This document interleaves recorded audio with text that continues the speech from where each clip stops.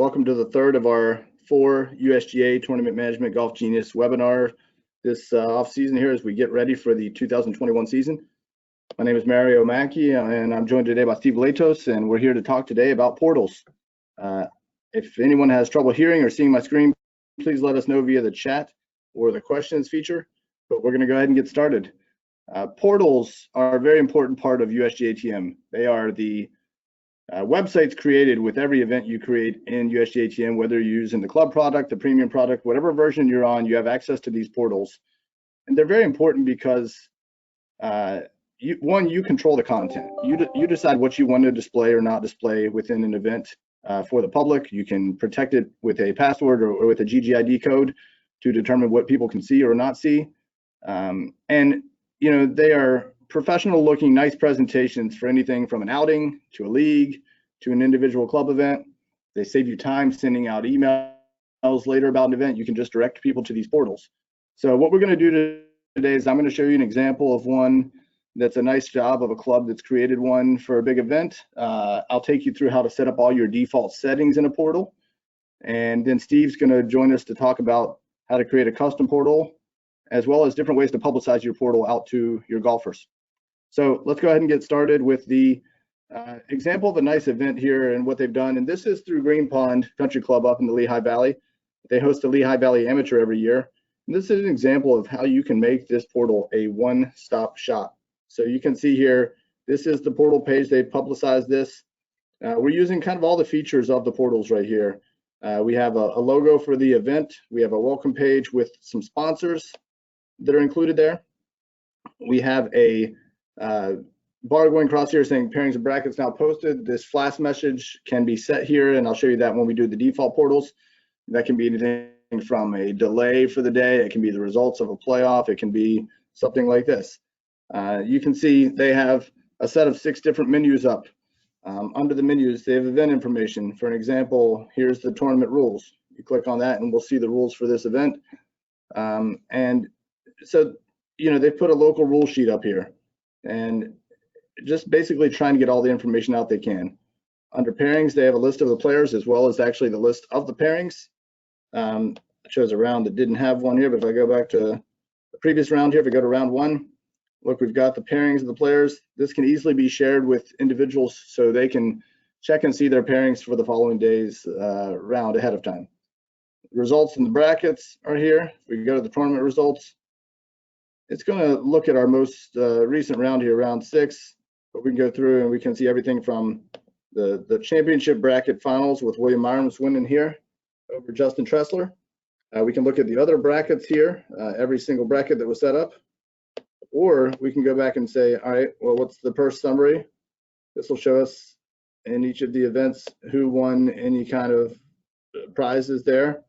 We can also look back to a previous round if we wanted to look back at the seeding qualifying round, for example. And we go through and say, all right, what was the stroke play qualifying? We'll see here Nathan Fry, for example, was the medalist here. You can click on Nathan and see his hole-by-hole scores, see what he did throughout the day.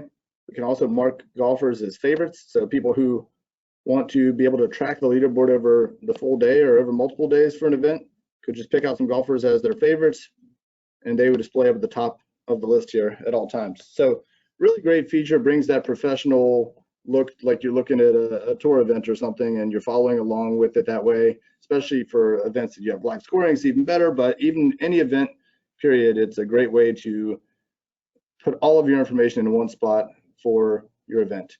They also have a statistics page, and we'll talk about this a little bit in the default portals and how best to use them. But the statistics page here has a set of player analytics, and we'll show you how to add a few different pages to this that are actually pretty useful as well, with some core statistics or hole-by-hole analytics. You can click on the golfer, you can see how many birdies, pars, bogeys they have, but you can also sort that by round 2, or you can go to each individual round and see those broken out, as well as some other tabs here. So just a lot of good information. Photos and videos, they kind of went above and beyond here. They created a new tab here for photos and videos with a lot of pictures from the event, right? So this is a great way for the golfers afterwards to see what happened, how their experience was. And then mobile scoring, they have a note, this is a premium product in this case. They use the premium service, which enables you to live score the event. And with that live scoring, they put the instructions for the players, how to do it, what you need to do, how to download the app, and what you need to know. So they really use this, in this case, as again, a one-stop shop. Everything you need to know is right here.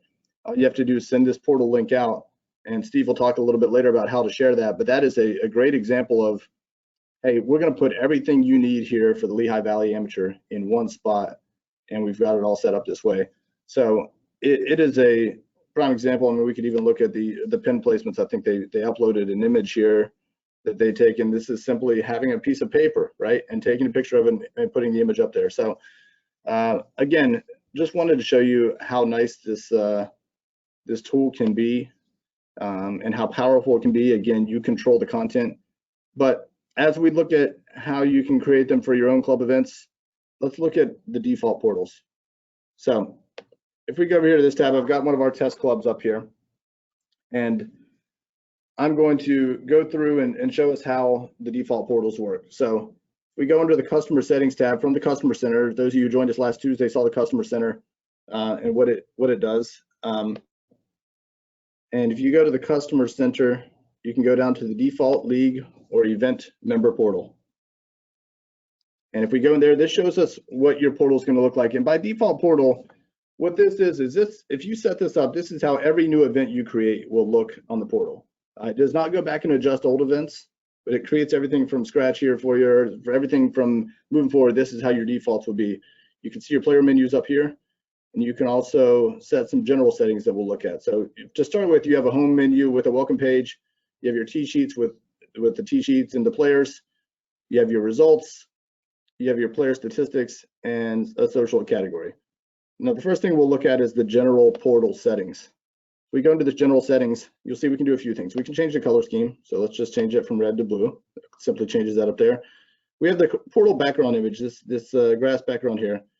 We can change it to another one. In this case, I've loaded one ahead of time here, a picture of golf course that I want to put up there. And we can use that one, or you can say no background image. So you have options there. The opacity of the background, how clear it is, you can adjust that here. The banner up at the top, we have no banner right now. Or we could say, let's do another banner. And in this case, we'll just pick this generic banner and we'll put that up there. We'll show you what that looks like. I could also put a link in here and make that banner clickable to go to the club website or something like that, for example. The flash message, that's the message we saw in the Green Pond example that was scrolling across saying pairings now available. We could set this by default for everyone. You probably wouldn't do a flash message by default, but you could do this in each individual portal, and Steve can talk about that a little bit too. You can put a manager's name or not. You can say whether that shows for everyone or someone has to log in first. And then down here at the bottom, you have the reorder sections. You saw at the top, we had home, Tsheets, results, statistics, and social. Let's just say we wanted to switch results to the second spot, for example. Hit save settings. And when this saves, now we have this banner at the top that I picked out. And we also have, you see, we switched the order around between results and Tsheets. So again, that will set up for every event moving forward this way, unless you change something ahead of time or on the event basis. But there also are some other controls you have here.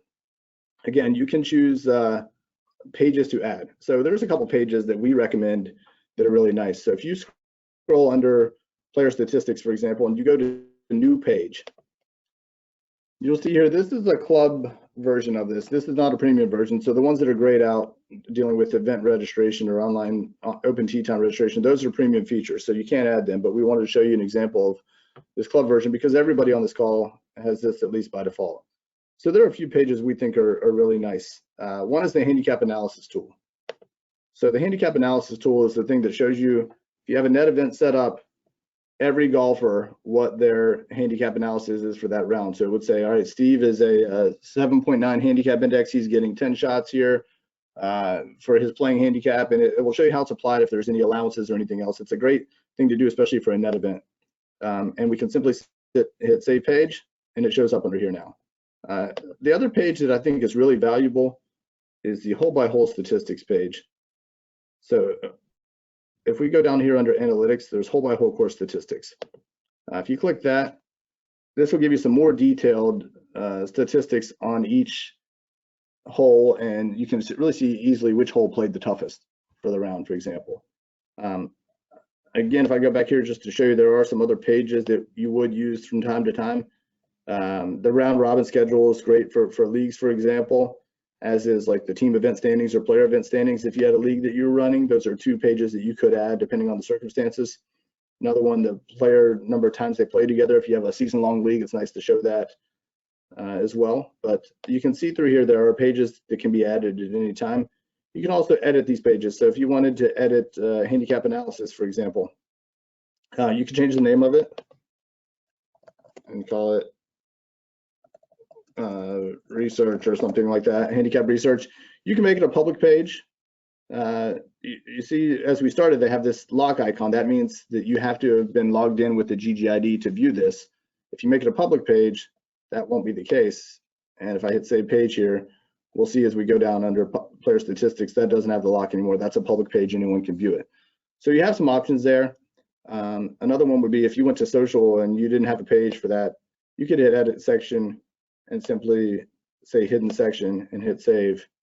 And then that wouldn't be there when that's viewed by the golfer. So you have the ability to do some things there, to rename these, to reorder them, kind of whatever you want there. But the key is, if you create that ahead of time, there are a lot of clubs and even us as an association, we use the same pages consistently from event to event.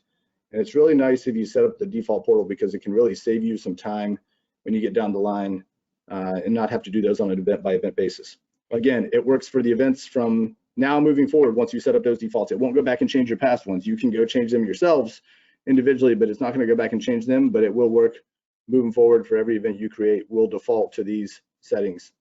So that's a little look at a nice example of what one club's doing there, and then we also have the look at the default information there. But what I'm going to do now, if there's no questions, which I don't see any submitted yet, but we're going to go ahead and move on to Steve's going to talk about custom portals and how to design them, as well as how to publicize them. All right, thank you, Mario. And yeah, it doesn't look like there's any questions. If you guys have some, please don't hesitate to ask. I feel like we're getting off pretty easy here over the last couple of webinars, so challenge us if you would. But I'm going to share my screen here.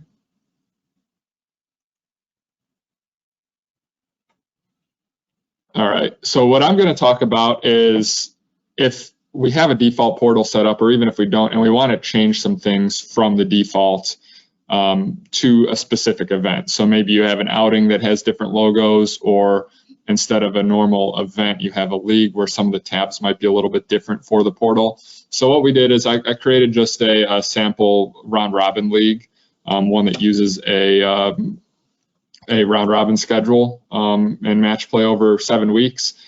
So here we are in the event dashboard, and then to get to any portal, for those that don't know, you go into this apps menu. You can click on the member portal address, and clicking on that allows you to edit that portal. So I'm going to open that in a new tab.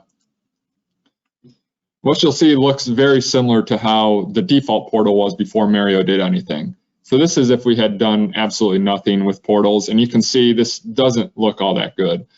Sure, you can go into the results, click on tournament results. You can go back into previous rounds and see the results, but it just doesn't look professional. It looks lazy, doesn't really inspire a lot of people to go here. You look at player statistics, and yeah, that's nice to show how many birdies and pars everyone has, but it doesn't really inspire people to go there and check it out and be engaged in the league. You will notice that we do have a March Madness theme here a little bit with Lee Westwood, scorching hot golfer right now, but the rest are some March Madness names. So yeah, that's just an example that we had. So how do we spice this up a little bit? So we'll start again. This was before Mario had done anything. If we would have started to create this event after he changed the default portal, it would have looked like this. So all those default settings would have taken effect, and it looks a little bit cleaner just already with the banner and background image alone.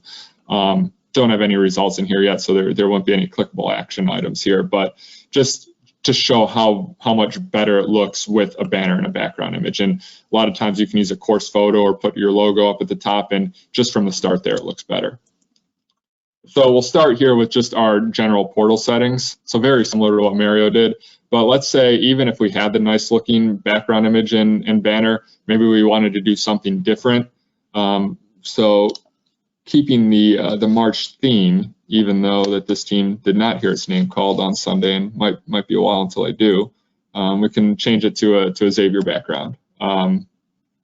Just something a little bit different. This could even be something that you create at the club where it's got you know, a couple logos or a league logo with your club logo there. You can change the color for the banner. We'll just do a black banner here. And then same thing with the banner at the top. We can choose another banner. Again, we just have the one banner in here, so we can choose that one.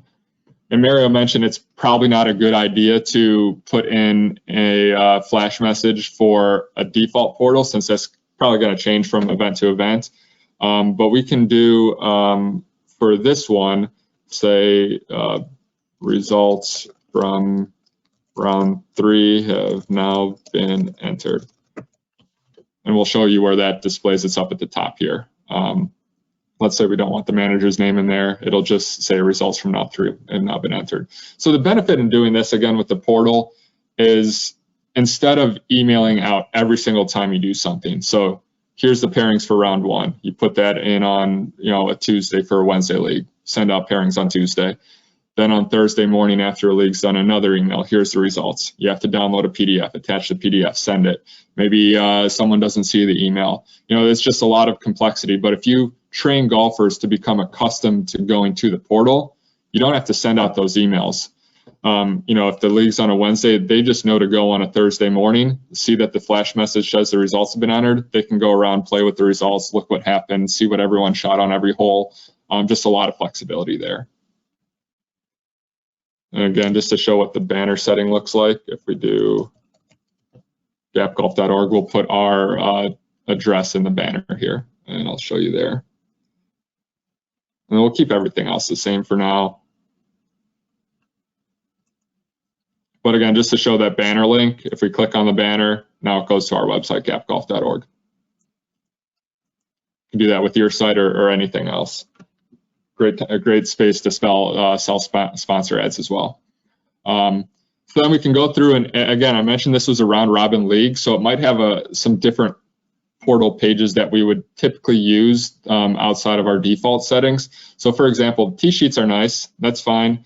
We can look at a T-sheet, and I'll go back to round 1. And we've got the T-sheet for round 1 with tee times, that's fine. But for a round robin league, we've already created the T-sheet for the entire season. So we can go in and add a new page. And one of my favorite ones for something like this, or especially for a member guest type thing where it's 5 9-hole matches, is the round robin schedule.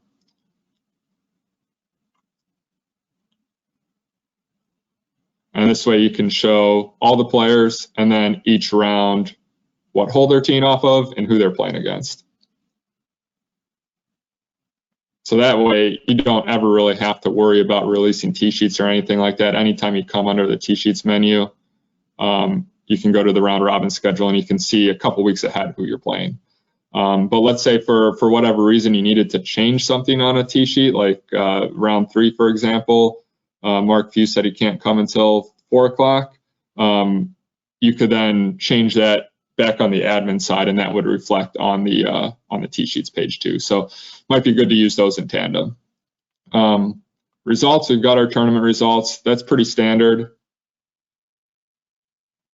But we look and see this message here, tournament results are being reviewed and haven't yet been released.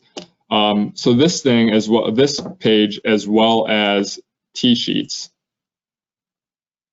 there's just a manual toggle with those to be able to display those. So sometimes you might be messing around with it, probably better for a normal event than a league, but you know who's playing and you've got some pairing set and they're almost done, but you don't want to display them yet. It's nice that you can kind of work with that in the background and not have to share it yet. I know one example that we always have is for our for the Philadelphia Amateur, where we're creating our match play pairings while stroke play qualifying is going on, especially if we know someone's several shots clear and is going to be the 1 seed. We don't want that to be displayed yet, so we choose not to display it until the pairings are done. But once they are done, it's really easy to switch off. So if we go back to the manager site,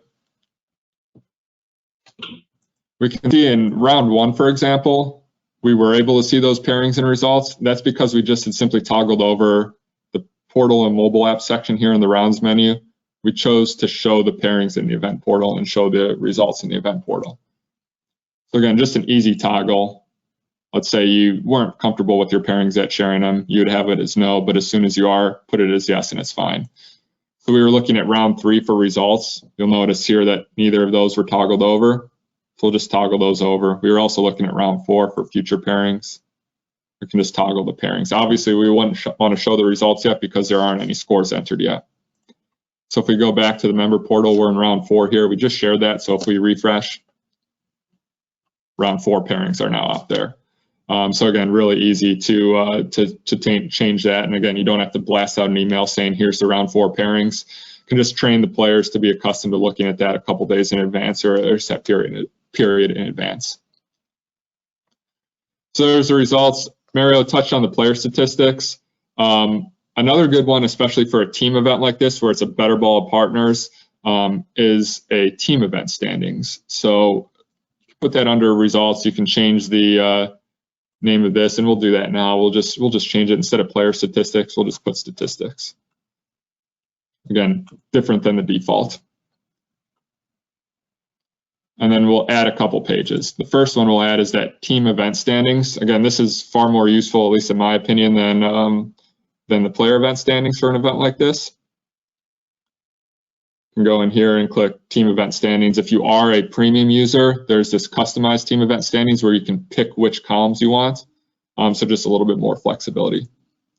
But for this, all we need is the team event standings, what we want to display. There's really no purse for this, so we'll just do total points and which team members there are. And then we obviously want to rank it. We want to show who's leading for total points. So we showed the rank column and then made the rank column total points. So we save this. We've got the position and the rank, which are the same in this case, and then the number of points per team. So again, this is for a league, it's really useful. You want to see where you're at in the standings. You can come in, click on team event standings, and if you're, Colin Gillespie and looking forward to more golf instead of PT, you can click and see exactly where you earned your points. So here they won 6 points in the first week and then 2.5 points in some subsequent weeks. So again, pretty flexible there. Then another statistic, the one that Mario mentioned, that'll look better now that we have some scores in. As an example, is the hole-by-hole course statistics. So it just shows how the course plays throughout the league.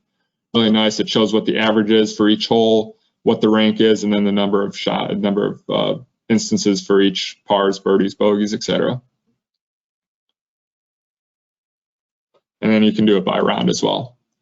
So again, those are some pretty nice pages you can add: the team event standings, the hole-by-hole course statistics, and the round robin schedule. The other nice thing to do that we saw with Mario on that welcome screen for Green Pond is you can add a welcome page. So by default, the welcome page is going to be what's called the splash page. So what the splash page means is when you send out the link for the portal, that's where players are directed automatically. So a lot of times it makes sense for it to be this welcome page, but if you want players to go straight into the results, you can go into results and make the results the splash page too. So if someone clicks on a link in an email or anything like that, a link on the website with the portal address, it would go straight to that page. And then just to show what the welcome page would look like, you can add a whole bunch of things. So for example, let's just add some text with the rules for the event. I just typed up a quick, nothing great here, but just an example of some things that you might want to put. So let's say you just wanted the scoring and then top 4 teams make the playoffs. Every week, please come to the golf shop for a voucher. You can always update this as you go along too, add some pictures and things like that. And then this picture always comes by default, so we can either make it really light or just delete it altogether. And let's say we wanted to add a photo. Let's say there was someone made a hole-in-one. You could always put a photo from an album in there and upload that photo. But let's say we just want our company logo on here.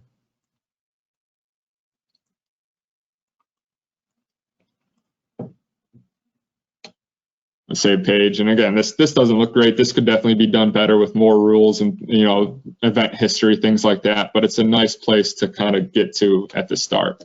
And again, we can make that the splash page so you come there automatically. So did see a question come through, and that's kind of where we were transitioning to. So the question was, explain the public page option and the splash page. So I think I just took care of the splash page. Segues nicely into what the public page option is going to be. So as you can see, and Mario touched on, if a page isn't public, it has this lock next to it. So what that would mean is if you had pretty sensitive information, you didn't want the public to see it, only players in your league, for example, there's 2 links that you can send out. And to show what the links are, we go back to the manager site. The first link is just the one that you find on this apps page. So again, it's going to be the name of your club and then dash whatever the name of the event is, .golfgenius.com. So if we copy this link, paste it into another page, I'm doing it in another browser just so I don't sign out.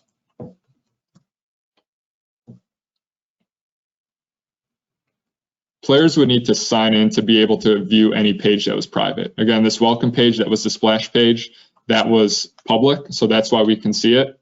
But any page that has a little lock next to it, when you click on it, this is a private page, you need to sign in to continue. So you would need a player to sign in here. When you click sign in, the player would either need the GGID for the event or be registered to the portal, which I think that stay away from needing to register players from the portal. I would always stick with the GGID method or the method that I'll show you of the one that embeds the GGID. So they would need the GGID. That's something that you guys can provide to players if you wanted to provide that security. They'd type it in and be able to access everything. So that's if everything was public. The other way is if you go into the event dashboard. So that's just going back to the event here, clicking on the,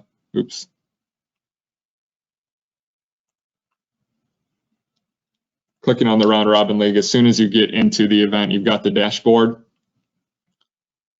At the bottom here of the dashboard, you have portal information.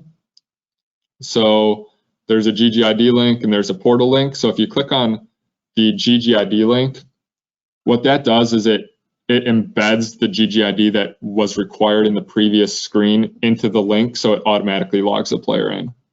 So we're going to just copy that.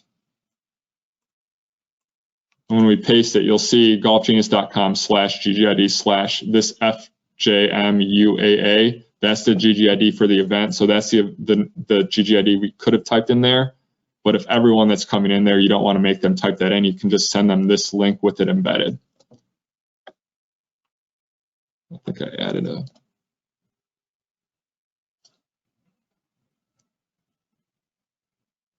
So again, this page is public. It's a splash page, so it's always going to show up. But now you'll see the locks are gone because we have the GGID already in there.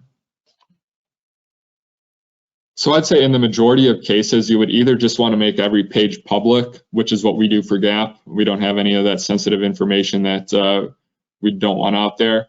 So either make every page public as a default page, or when you're sending out links, just always send that one. So again, this link here, the golfgenius.com/GGID/FJMUAA, you can put that in an email to the league at the start and say, hey, this is going to be the one-stop shop. Whenever we update anything, it'll be here.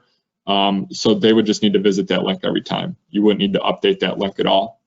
At the same token, you can embed that link into your website. Again, that link wouldn't change. And then, so I mentioned where you can find it here in the event dashboard. You can click on that GGID link. That's fine. But another way too is if you go back to your customer center, in the events and leagues menu, there's this GGID links option. And this has the links for every single address or every single event that you run. So again, whenever you create an event of any type, it automatically creates a portal for it. It's just up to you guys to make it look to a point where it might be presentable. So this lists for every single event what the link is, and you can put it, you click on it from there. The other nice thing too is it's this all links into if you use the directory. Again, we did directories back in a previous webinar last Tuesday on the 9th. But if we just do a quick look at our directory here, again, we've got very few events here, but click on this directory. It shows all the events and leagues for this club.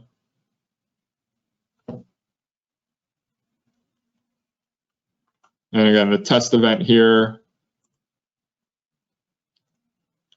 this was one that we hadn't really touched at all. So you'll see it's just a normal page without anything done. But if we click on the one that we just did a lot of work to and made the new background image, the new banner, which is again similar to this one, new colors, etc., it automatically logs you in with GGID to this one as well. So if you use that directory address, it will be the public pages. Then you have everything new with this event. So again, combining that with directories is just a really effective way to have a similar look and feel, but obviously each event might be a little bit different, where this could be a gross event, so you wouldn't want that handicap analysis option, but there might be another where you do want the handicap analysis option. And in that other one, you wouldn't want team event standings, but you might want player events. So there's a lot of moving parts, but overall, you're typically going to want similar pages. I think on any event, you'll want the hole-by-hole course statistics. I think that's always valuable to look at how a hole's playing. Almost for every event, you'll want your results. So a lot of these pages are going to stay the same, but at the same time, they're going to be different depending on what type of event you're running. Especially if you're running like an outing and you want the outing background as the background image, or sponsor information at the top, you do have that flexibility to change that.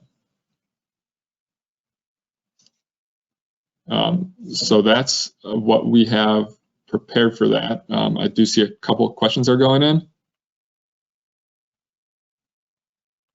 It looks like they were audio difficulty, but we got that handled. Okay, cool. So we can, again, we are going to publish these after our last of the webinars, which is next Thursday, the 18th, which will be on reporting. And we will publish all of these on our YouTube page. So again, although we went over this pretty quickly, I feel like there's a lot of information here. We're going to put it out so you can kind of splice it up, take it at your own pace, and hopefully try to get to somewhere where it makes sense and looks somewhat, I mean, this isn't perfect by any means, but it's a heck of a lot better than where we started. Something where a player would definitely be invited to go in and check out how results are going throughout the league.